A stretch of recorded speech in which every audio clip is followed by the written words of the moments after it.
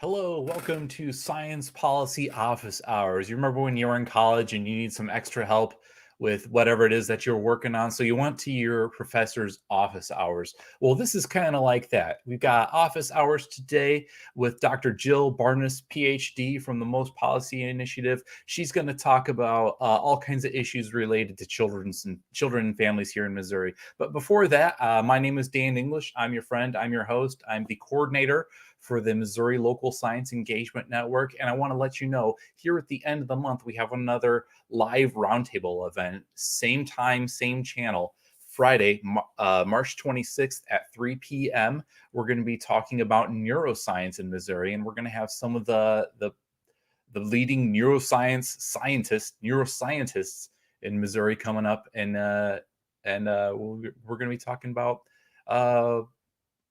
the state of neuroscience. It's going to be a wide-ranging conversation from the effects of the cognitive effects of the COVID-19 pandemic, all the way down to the effects of being isolated at home for everybody. So it'll be a good time for everyone to come in and ask questions and generally learn about the science in Missouri. Immediately following that, we're going to have the neuroscience after party on Zoom. So that'll be posted later tonight on our Missouri LSEN quorum page.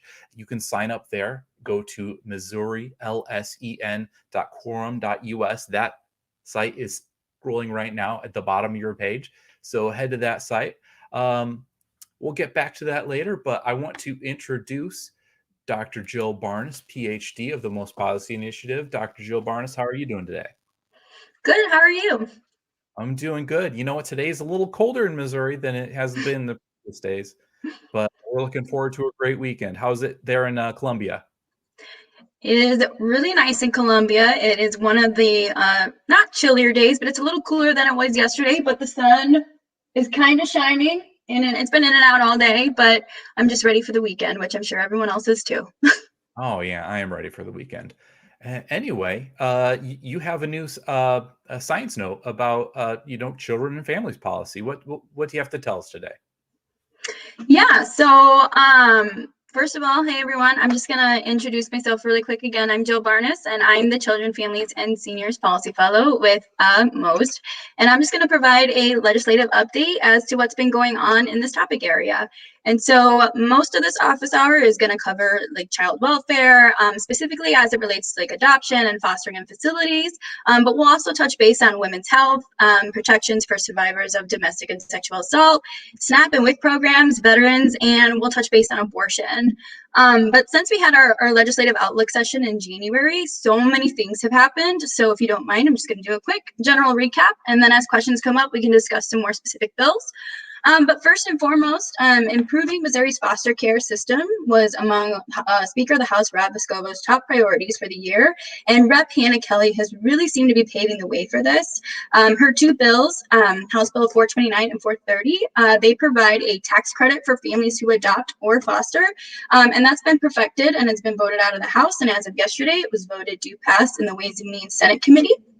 And then following close behind on that is House Bill 557 and 560, which is sponsored by Representative Veit and Engel, which pertains to religious affiliated childcare facilities to undergo some sort of registration process and routine facility inspections.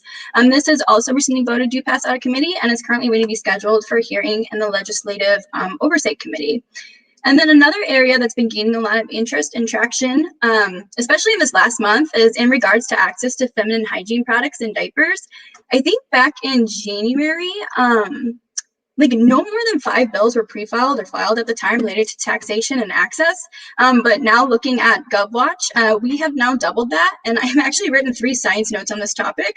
Majority of these bills have been, they've had very little movement as of late, but I think that may be changing relatively soon. And about half of these bills are related to taxation, with the remaining half related to accessibility in schools and prisons. And there's also been a very unique piece of legislation that was just recently filed because filing has actually just ended March 1st. So this just got recently filed last week. And if we have time, I'd love to talk about that one. There's been a lot of bills related to SNAP and WIC.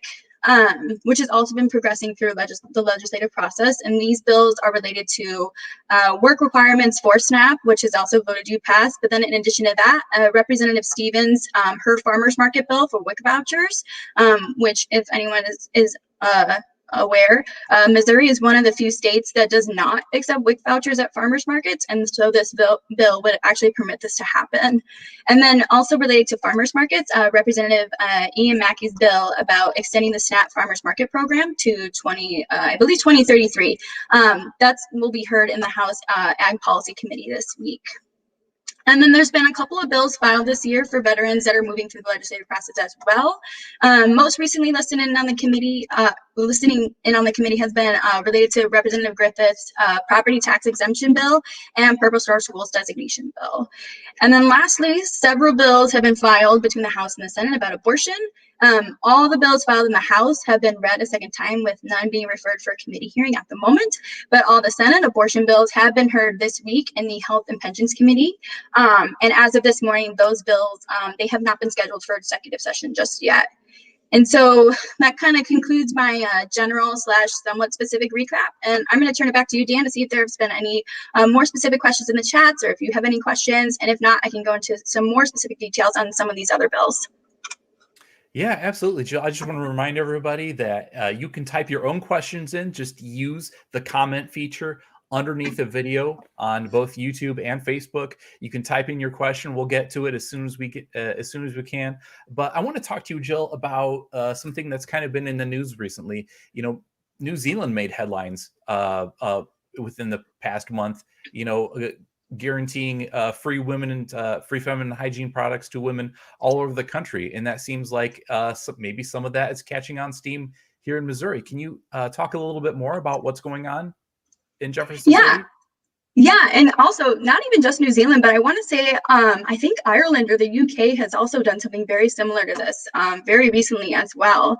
But while we do not have guaranteed access being talked about in Jefferson City, there is actually a very unique bill that was actually just filed by Senator Shoup. It's called Personal Health Care Matters. It's the Personal Health Care Matters Act. And so basically what this bill would do is it would provide vouchers for people who are on SNAP, and they would be eligible to use those vouchers for feminine hygiene products or diapers. And that also includes incontinence products for older adults as well. And then what's also really unique about this bill is that people could donate to this this idea or act or voucher program or whatever it's going to specifically be, and then they can also get a tax credit by donating to this program, which I think is really unique. And if something like this were to get started up in the United States, this would be the first program of its kind. That's very interesting. Is there something going on? I may have read this in Missouri prisons for women for feminine hygiene products. Yeah, so Representative DeGroot, he had a bill filed looking to get free access to feminine products in correctional facilities, which is something that's, I mean, it's needed. These women, they only make a couple of cents an hour, and then majority of their money has to go to purchasing these products. And so I know at the federal level, this is something that's been passed, and I know some states are starting to catch on to this as well. And so this is something that's been on the dockets for Missouri to start to consider. Interesting. You know, kind of moving in the direction of equity in that way. We do have one question coming in from Dr. Brittany Whitley. I'll pop it up on the screen here. Dr. Whitley says, "Thanks, Jill. Can you tell us a little bit more about the property tax exemptions for veterans bills and your testimony? You apparently had some testimony." Yes, I did. I went down to Jeff City and I testified for House Joint Resolution 3 and 32. And actually, Dr. Brittany Whitney wrote the science note, and I just went down and testified on her behalf. But yeah, so very exciting. This bill would provide property tax exemptions for veterans who have a service-related disability. And so it was, whoops, sorry, having a little screen problem here. There were a lot of questions in the testimony that was surrounding around the fiscal note. But one notable comment that was made during the hearing was actually by Representative Roden, and it was about trying to get the tax exemption, or if we had a thought about it being able to be applied to first responders as well that were disabled on the job. But obviously, we can't really provide any additional information during like that because we didn't have we didn't look that up prior to that, but it do pass out of committee, and it's making its way to the Rules and Administrative Oversight Committee. So I believe it's going to be heard this week again. All right, we're getting more questions. This one from Dr. Eleni Bickel, also one of our most policy fellows. Thank you, Dr. Barnas, for the update. You mentioned Missouri is one of the few states that do not offer the option to use SNAP vouchers / benefits at the farmers market. Given that the perceived benefits of such practice, what do you think are some of the reasons why it has not been used yet in Missouri? I'm going to take this off the screen because it's covering up our faces. Really quick, just to clarify, it's WIC vouchers that are not eligible for on the farmers market, not necessarily SNAP. It's the WIC vouchers. And I think one aspect as to why it's so difficult for states to get on board with such a program like this is because I think it has a lot of administrative work that's involved as to, you know, what's your protocol for accepting these vouchers, and things of that nature, that it almost seems like the administrative duties really kind of hinder the possible benefits of why states should really get onto this program and start helping get people access to fresh fruits and vegetables. Okay. And as more people are joining on, thank you for doing that. Hit that like button, give it a nice firm push there. And also make sure you write your questions down in the comments section below, whether you're on YouTube or on Facebook. We really appreciate your comments and your questions, and we'll read them live on the air when we get used to them. Dr. Barnas, there was also something related to adoption, something very close to my heart. coming up in the legislature?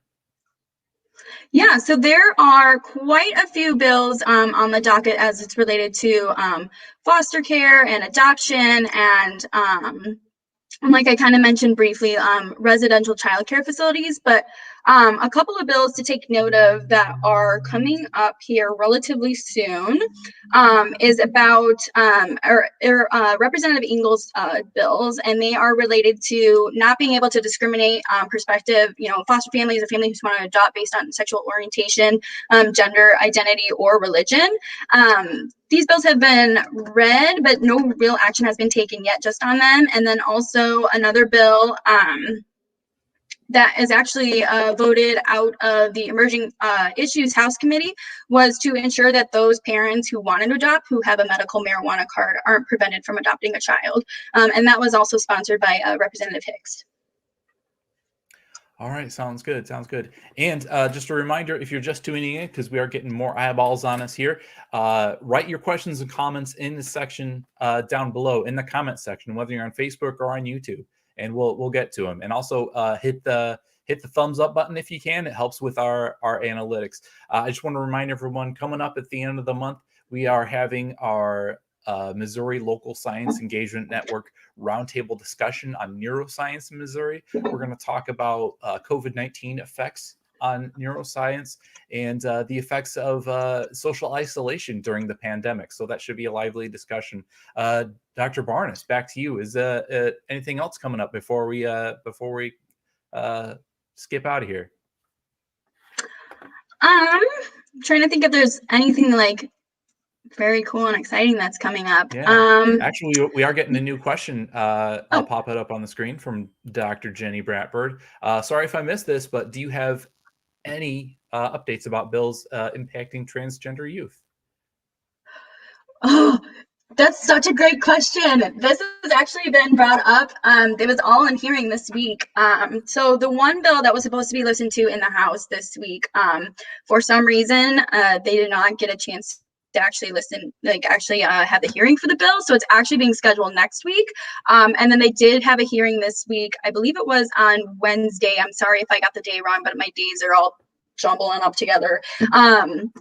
About transgender youth and interscholastic sports. And that was just a public hearing. There was no executive session following that. But there are some bills that are related to transgender youth, yes, that will be definitely discussed next week. All right. What do we expect to hear out of those? I know from the ethers that's one of the things that's often talked about by people, and there's a lot of misinformation out there about that. Yeah, there definitely tends to be some misinformation when those bills are being discussed. I just think it's going to be interesting to see how things unfold next week. I know past week in the Children and Families hearing, they had many people coming to testify on these bills, and with it not being heard, they are potentially having to shift over virtual testimony or actually bringing them back in for in-person testimony. And I just think it'll be interesting how it pans out. I know it's a very controversial topic and a lot of people get very heated and opinionated one way or another, but we'll just have to see how it unfolds. We'll just have to see how it all goes out. All right. Next weekend, we're going to next week, same time, same channel. Come back to Facebook, come back to YouTube. We're going to have another one of our Most Policy Fellows answering your questions here in our Most Policy office hours. Dr. Jill Barnas, thank you very much for joining. And before we go, please sign up for MissouriLSEN.quorum.us.